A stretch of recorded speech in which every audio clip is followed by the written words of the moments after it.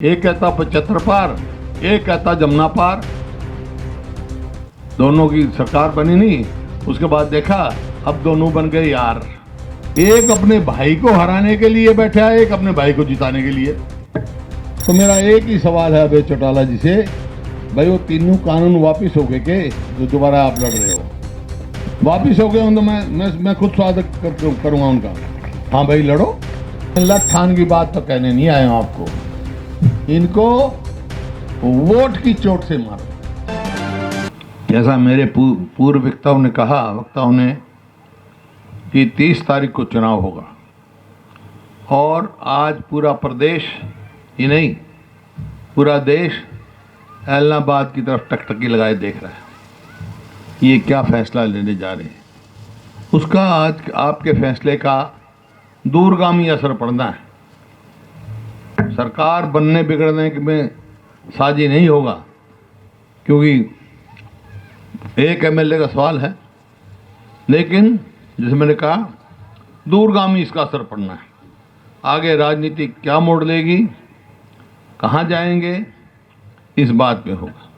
अब मुख्य रूप से यहाँ पर 3 उम्मीदवार हैं। एक कांग्रेस पार्टी का है, एक भाजपा जजपा का है और एक इनेलो से है। 3 यहाँ हैं।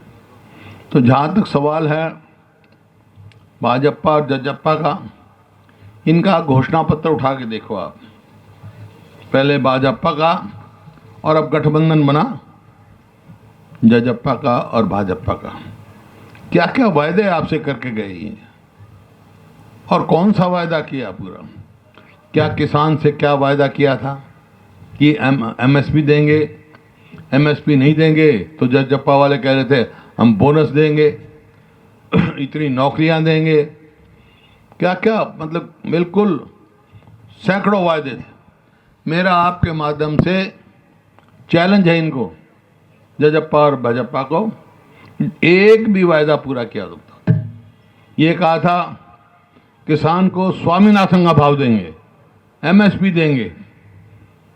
मैं सारे हरियाणा में घूम के आया, जो परेशानी आज किसान को हो रही है।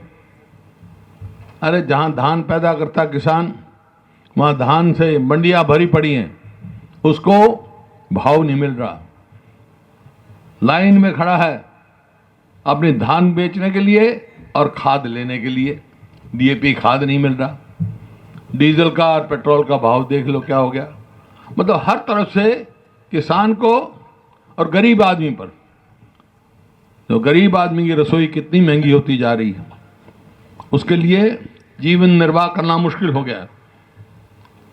मनरेगा में जो मजदूरी मिलती है गरीब आदमी को, ये हरियाणा सरकार उसको भी मजदूरी नहीं दे रही।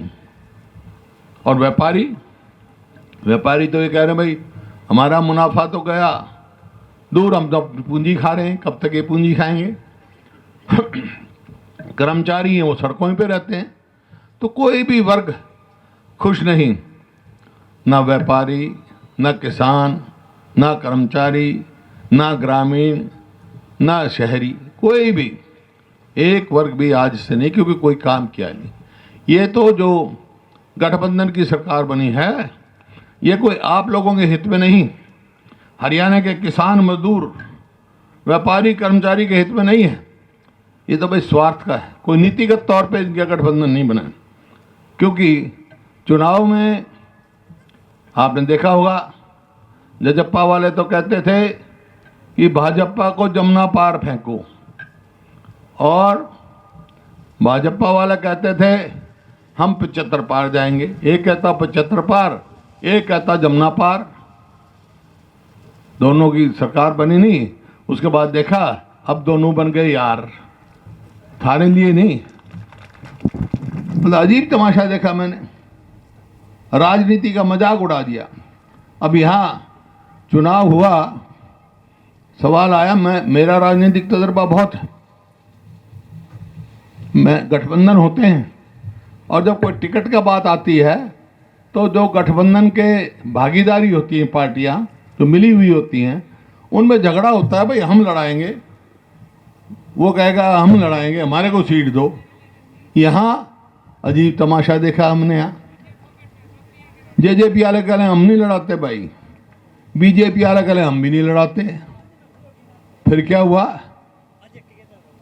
हलोदा एक और पार्टी थी, उसको लेकर उसको अपने उम्मीदवार बना दिया हलोदा से।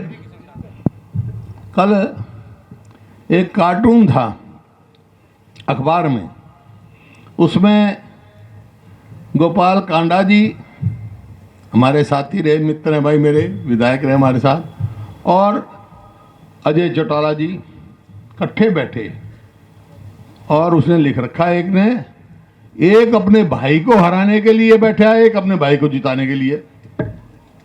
क्या हो गया भाई? इनका पता ही नहीं क्या गठबंधन के हैं। इनके गठबंधन का नतीजा क्या है? इनका नतीजा ये है, 2014 में जो हरियाणा पूरे देश में प्रति व्यक्ति निवेश में नंबर 1 था, सबसे ऊपर था। ये मेरी बात नहीं, तो रिकॉर्ड की बात है। पूरे देश में हमारे से आगे कोई नहीं था। आज हम पिछड़ गए, और आज किस चीज में हम नंबर 1? हम नंबर 1 है बेरोजगारी में, हम नंबर 1 है अपराध में, बहुत सारी चीजों में देश में दूसरे नंबर पे हैं या तीसरे नंबर पे हैं। तो ऐसी परिस्थिति है यहाँ। ये तो बीजेपी है, जजप्पा की बात सुनाई तुमने। फिर दूसरे उम्मीदवार हैं अभय चौटाला जी, मेरे साथ विधायक रहे, कई बार संबंध हैं, मित्र हैं। तो उन्होंने अविश्वास प्रस्ताव लेके आया मैं जब इस सरकार के खिलाफ, तो एक माहौल बना इस सरकार के खिलाफ, और इस सरकार ने कोशिश की। एक तो हमारे आदमी को डिस्क्वालीफाई हो गया पिटीशन में, चलो वो तो कोर्ट ने फैसला किया था, फिर रीइंस्टेट हो गया। दूसरा, अभय चौटाला जी ने इस्तीफा दे दिया वोट डालने से पहले। भाई अविश्वास प्रस्ताव में वोट डालने के बाद भी दे सकते थे ना, अगर इस सरकार के खिलाफ थे तो, लेकिन वोट डालने से पहले इस्तीफा दे गया। और कहा क्या? ये कहा कि 3 जो एक कानून हैं, कृषि कानून, इनके विरोध में दे रहा हूं। हालांकि सुप्रीम कोर्ट ने स्टे कर रखा है अभी उसका। हमारे किसान भाई बैठे हैं, पूरे देश में इस बात की चर्चा है। आपने देखा किस तरह अन्याय उत्तर प्रदेश में हुआ, किस तरह किसान वहां रोते गए पीछे से। वहां जैसे डॉक्टर के सिंह ने बताया, प्रियंका गांधी जी भी गई, दीपेंद्र भी गया उनके साथ, तो वहां एक माहौल पैदा हुआ। तो ये कानून, कहा कि मैं कानूनों के खिलाफ इस्तीफा देता हूं, और इस विधानसभा में कोई फायदा नहीं जब तक कानून वापस ना हो। तो मेरा एक ही सवाल है अभय चौटाला जी से, भाई वो तीनों कानून वापस हो गए के जो दोबारा आप लड़ रहे हो? वापस हो गए हो तो मैं खुद स्वागत करूंगा उनका। हाँ भाई लड़ो, आपने जो बात कही थी, तीनों कानून जो है वापस हो गए, अब चुनाव लड़ो। लेकिन कानून तो वहीं के वहीं हैं, कोई वापस नहीं हुए, तो फिर क्यों इस्तीफा दिया था भाई?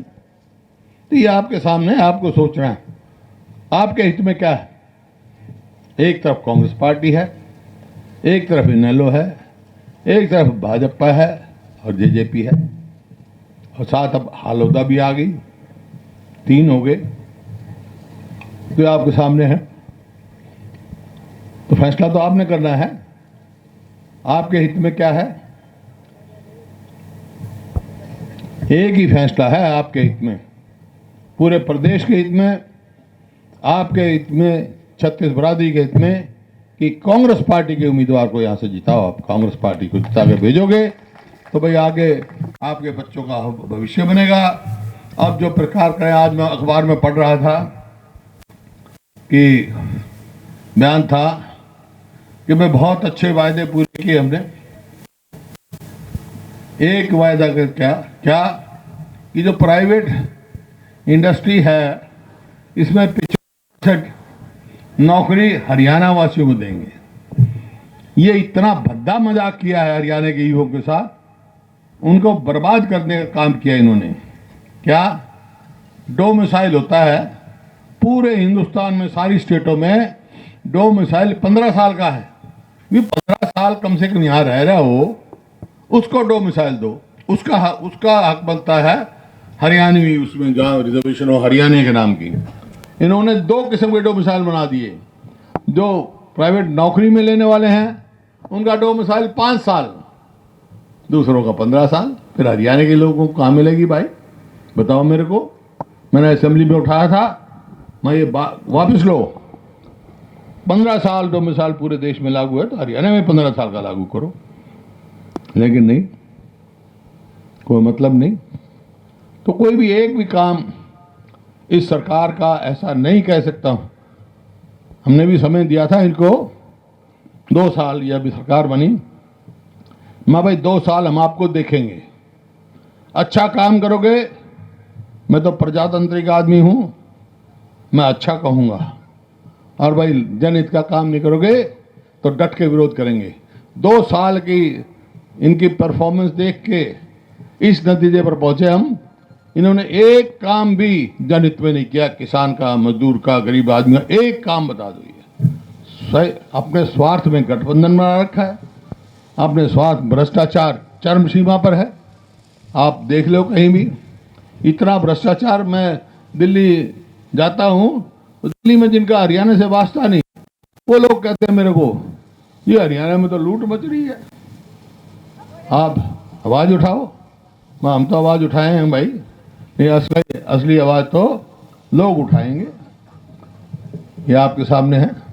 अब यहाँ के मुख्यमंत्री जी ने कहा, खैर उन्हें वापस ले लिया अपने लफ्ज, मैं उसकी कोई ज़्यादा चर्चा नहीं करना चाहता, लेकिन उन्होंने एक भाषण में कहा था लठ उठा लो, आपने भी सुना होगा। तो जब मैंने एतराज किया तो उन्हें वापस ले लिया है। भाई मैं लठ ठान की बात तो कहने नहीं आया हूं आपको, लेकिन मैं एक बात कहने आया हूं, इनको वोट की चोट से मारो। वोट की चोट जो है, देख लठ की तो भाई 2 दिन में ठीक हो जाएगी, 3 दिन में ठीक हो जाएगी, पर वोट की चोट 5 साल दुखेगी। तो ऐसी चोट मारो जो 5 साल दुखे इनको। इन्हीं शब्दों से मेरा सबसे निवेदन है, कांग्रेस पार्टी को 36 बरादी एक होकर ज्यादा वोटों से यहाँ से कामयाब करो। बहुत बहुत धन्यवाद। जय हिंद।